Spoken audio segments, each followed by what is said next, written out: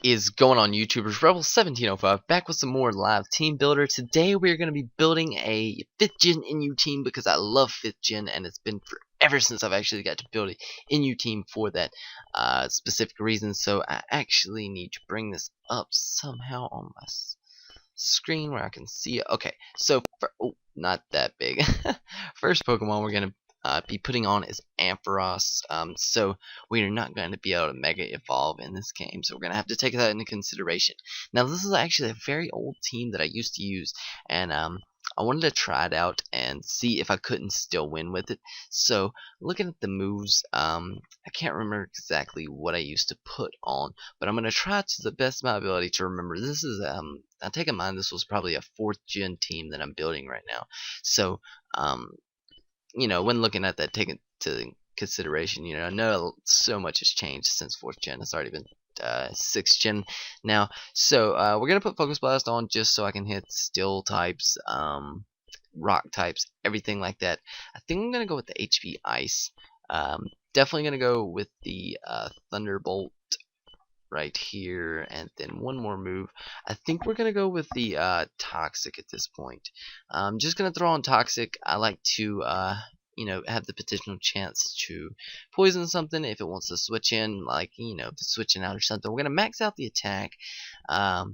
Give it, let's see, what did I used to do about it? Let's go with 72 at the moment. Give it a little bit of special defense. Give it 100 special defense, and then put the rest in speed. Now the reason being, I want to have a little speed. It actually does help, especially in NU with these guys with the lower stats.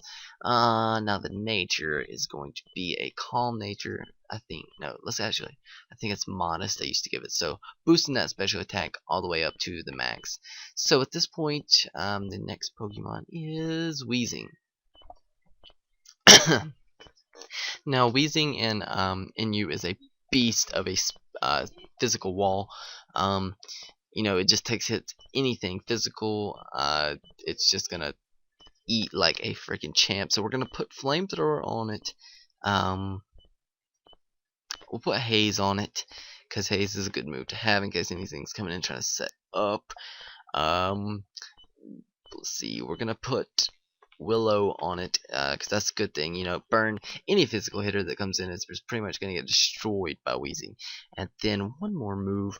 It sucks it doesn't really have anything. Oh, it does have rest, but I don't think I'm going to put rest on. What should we put on? I guess Thunderbolt's pretty good coverage. Or we could let's put something. Let's put Sludge Wave on. Well, that's 30%. Yeah, we'll just put Sludge Wave on. That sounds good. Definitely maxing out the defense, maxing out the HP almost, and then putting the rest in special attack since we do have Thunderbolt and Flamethrower. So at this point, we're gonna put on the Bold Nature because Wheezing with the Bold Nature, 372 defense is freaking beast. And in use, the next Pokemon we are gonna put on is Zangoose. Now Zangoose is gonna be the lead. He's gonna, let's see, should we put on Life Orb? I'm thinking we're gonna put on the Focus Sash just so I can get up the Sword Cells, the Toxic boost. Now we're just gonna put its regular nature on since we're carrying the Sash. Close Combat is definitely one we're gonna have on. Also, we're gonna put where's it at? What's Sword Stance, and then let's see. We got 2 more slots open. He needs a think I used to.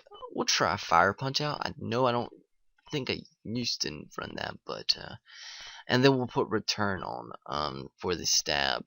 So that's pretty good right there. Max out the speed and the attack. And since he's got Sword Stance, I guess we're gonna give it a Jolly Nature just so I can get that 306 speed and hopefully outspeed any other leads and at least get a Sword Stance up. Next Pokemon is going to be let's see. I think, yeah, okay, Noctowl. Noctowl is a beast of a special wall, and I know most of these Pokemon have leftovers, and I used to put leftovers on almost everything. I hope there's not like some clause that's gonna be new or something. Okay, so looking at Noctowl, definitely gotta put the Roost on. That is one of its best moves. I believe I put Nightshade as well. Yeah, because that does like 25% or something like that every time anyways. So whirlwind, and then we'll put one more move on. We'll probably go with the toxic. Now I know quite a few Pokemon on this team have toxic as well, or either something to hit residual, but that's basically what this team does. Noctowl phases.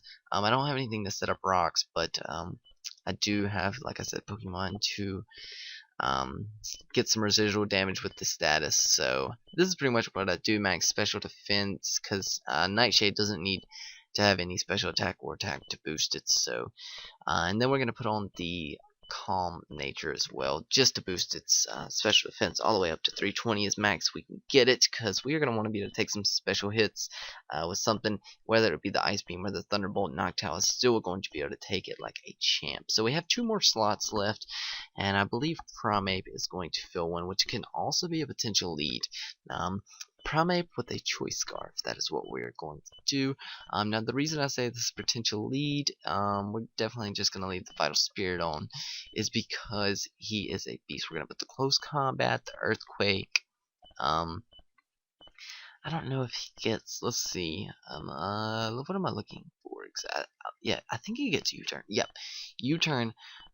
Just, he can U-turn out on most everything, and then we'll just, let's see, I have Fire Punch on something else, so we'll go with the Ice Punch on this guy, just to try to get as much coverage on this team as possible. I know it's been a long time since I've played NU, like I said, but hopefully we can get back in the swing of things. He's at 309. Just to make sure he can outspeed stuff, I'm just going to give him the Jolly Nature. And our last Pokemon, it looks like we need a special sweeper. I can't remember exactly what I chose, and it is Kadabra. I don't remember now. Kadabra is just pretty beast. I think I'm going to put Life Orb on it, just maximize that hitting power. Now synchronize definitely in case someone wants to, try to get a residual damage on Noctowl Toxic or something. I can bring a Kadabra and just pretty much screw them out of anything. So looking at this, we're gonna go with the not the Encore. I meant to click Energy Ball. Energy Ball is what I want. Okay, so we're gonna go with the Energy Ball. Or should I put on? Nah, I'll leave on Energy Ball. That's fine. Definitely the Psyshock Recover is going to be one of the moves, definitely as well.